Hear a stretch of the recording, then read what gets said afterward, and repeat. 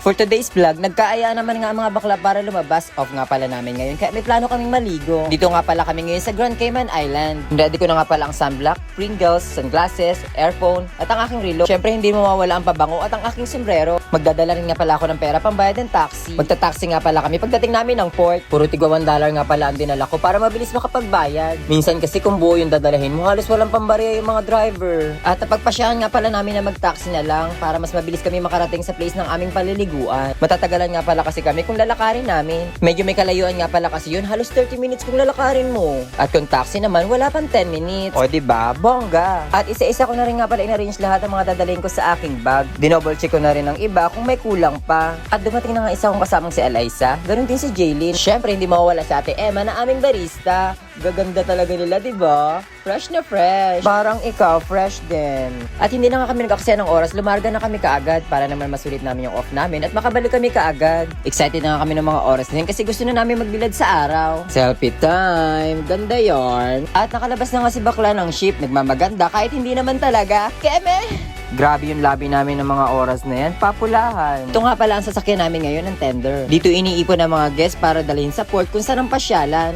Yan nga pala ang itsura ng tender. Yan ang naghahatid sundo sa mga guests at crew. Tinanggal lang nga itong gangway kasi paalis na kami. Ito nga pala ang view kapag dito ka nakaupo sa likuran ng tender. Ang ganda nga pala ng panahon ngayon. Kalmado ang karagatan. Gayon din ang kalangitan. Sobrang nakaka-refresh nga sa labas. Hindi pa ganong kainitan. Sobrang nga kami naaliw sa guest nito kasi nagbablog din siya habang kausap yung monkey na alaga niya. Hindi nga po pala totoong monkey yun ha. Stop toy lang po yun.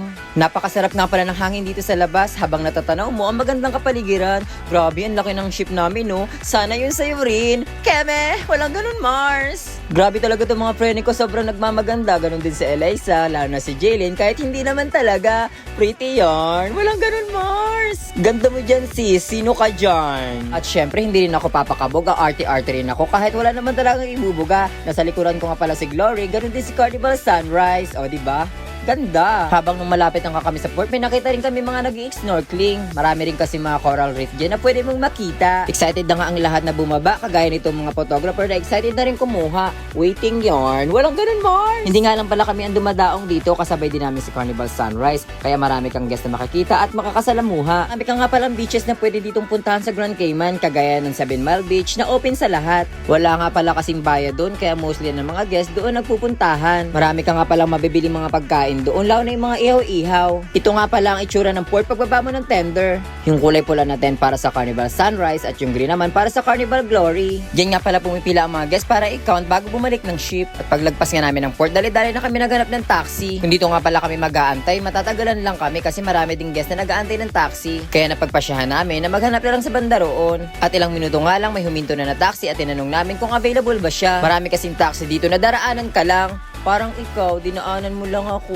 Walang ganun, Mars! Keme! At finally, nakasakay na nga kami ng taxi. Excited na nga kami para maligo ng dagat. Init na nga kami ng mga oras na yan kasi sobrang init talaga sa labas. Buti na nga lang malakas ang aircon niya dito sa loob kahit paano na-refresh kami. After 5 to 10 minutes nga, nakarating na kami dito sa Southwest Grand Cayman. Ang Grand Cayman nga pala is a British overseas territory. Encompasses 3 islands, Caribbean Sea. Grand Cayman, the largest island, is known for its beach resorts, varied scuba diving, and snorkeling sites. O diba? Bongga! Grabe, ang ganda dito sa Southwest. First time ko nakarating dito. Hindi nga pala crowded sa lugar nito kaya hindi nakakahiya kahit anong suotin mo. At nag-ready na nga ang lahat. Nagpalagay na ako ng sunblock sa aking likuran. At nagpalagay din ang aking kaibigan kahit hindi naman kagandahan. Charis! Love you more! Hindi nga po pwede na hindi ka maglalagay ng sunblock dito kasi sobrang init naman talaga. Mabilis makapaso ng balat. Hay, sana all may wero.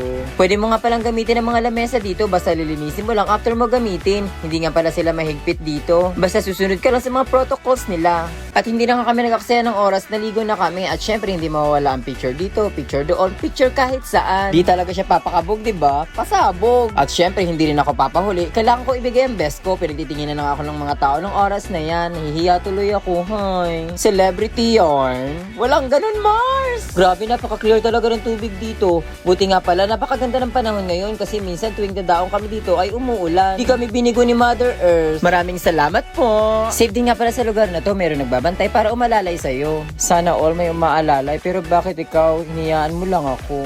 Kebe, walang ganun, Mars! After nga namin magtampiso sa dagat, nag-ikot-ikot na rin kami. Tinignan namin kung ano pang pwedeng makita dito. Meron pa rin kasi sila dito mga places na pwede mong pagpicturean at pagliguan. Buti na lang ito ang sinuggest ng friend namin na pwedeng puntahan dito sa Grand Cayman kasi kung sa 7 miles kami pupunta, masyado ng crowded. Medyo mas malayo din kasi ang 7 miles beach kaysa dito sa Southwest. Siguro mga 10 minutes ang pagitan nila kung magta-taxi ka. Marami pa rin kasing iniikot-ikutan ng taxi bago mo marating yun. Ay, sobrang nakaka-relax naman talaga at ang ganda-ganda pa. Feeling ko nga nung mga araw na to, nasa El Nido lang ako, ganitong-ganito rin kasi sa amin, napakalino ng tubig. Feeling ko nga hindi pa na-discover ng mga gas ng lugar na to, kunti lang kasi ang tao o sadyang maaga lang talaga kami. At naglakad-lakad pa nga ako sa banda roon, gusto ko rin kasing malaman kung ano pa pwedeng makita doon. Kapag pupunta nga pala kayo dito, dapat nakachinelas kayo, masyado kasing matatarik ang bato, baka masugatan kayo. Alam nyo na, safety first. At sinubukan ko lang tumalon sa dagat ng mga oras na yan, sinundan ni Jaylin, sinundan ni Alyssa, at tumalon kaming lahat. Grabe, ang saya talaga ng araw na to, sobrang nakakatuwa. Sana maulit-ulit. Hindi nga namin sinayang oras namin, in-enjoy talaga namin. Grabe, ang sarap talaga dito. Napakalamig ng tubig. Hindi pa nga ako nakontento at nagpabagsak ulit ako. Grabe, sobrang saya talaga. Sa lahat nga ng mga napuntahan namin dito sa Grand Cayman, dito ako mas nag-enjoy. Sobrang ganda talaga dito. Napaka-fresh pa ng hangin. At hindi pa nga kami nakontento, tumalon ulit ako. Tumalon ulit si Jaylin at tumalon rin si Alyssa. O diba, ulit-ulit yarn. Walang ganun, Mars! At after nga namin maligo, napagpasyahan na namin ulit na bumalik dito sa pwesto namin. Nagutom nga kami, kakalangoy. Kaya kumain muna kami. Ay, nakakapagod naman talaga. Pero sobrang enjoy talaga. Kapag pupunta nga pala kayo dito, dapat may mga dala kayong pagkain. Wala kasing malalapit na tindahan dito na pwede niyong pagbilhan. After nga namin kumain, napagpasyahan na namin na gumayak na kasi baka mamaya wala kami makitang taxi kasi bibihira lang yung taxi na dumaraan dito. Malayo rin kasi kung lalakarin mo pabalik ng port. After nga namin makaalis sa pwesto namin, nakita namin yung taxi na nag-aantay na pala doon. Yun nga pala yung taxi na sinakyan namin kanina. Tinabihan nga pala ni Jaylin yung taxi driver na balikan kami after 1 hour. Hay, sobrang bait naman talaga. Bihira nga lang pala kasi yung taxi na dumaraan dito kaya matatagalan ka kung mag-aantay ka. Sabi nga pala ni ating driver, yung mga pumupunta daw pala dito sa Southwest is may mga sariling sasakyan lang. Ayaw daw kasi magpasakay ng mga driver lalo na kung basa. Buti na talaga bumalik yung taxi, hindi na kami nagantay at naglakad. Thank you po ng marami. Sa sobrang pagod niya ng mga akla, binakbaka na ulit namin ng mga dala namin Pringles. Hay, sobrang saya talaga ng araw na to. Sobrang nag-enjoy kami. At pagdating namin dito sa port, nagbayad na kami agad, hindi na kami nagaksaya ng oras at bumaba na kaagad kami. At napagpasyahan nga muna namin na kumain na lang muna dito sa loob ng port. Sabi kasi ng mga friend ko, masarap daw ang pagkain dito, kaya bumili na rin ako. At meron nga rin pala sila ditong mga manok na pag-alagala lang, kaya pinakain na rin namin. Share your blessing. At after nga namin kumain, pumunta na kami sa tent namin. Baka kasi humaba ang pila, baka matagalan kami. Yan nga pala ang pila ng Carnival Sunrise at dito naman yung Carnival Glory. Buti na lang talaga nakabalik kami ng maaga kahit paano hindi kami pumila ng matagal. Yan nga pala ang tender na sasakyan namin pabalik ulit ng ship. At nung napuno, umalis na kaagad kami. Grabe, sobrang saya talaga ng araw na to. Hindi ko to makakalimutan. Na show good yarn. Hanggang dito na lang po ang video ko. See you on my next vlog. Bye! Walang ganun, Mars! Ebe!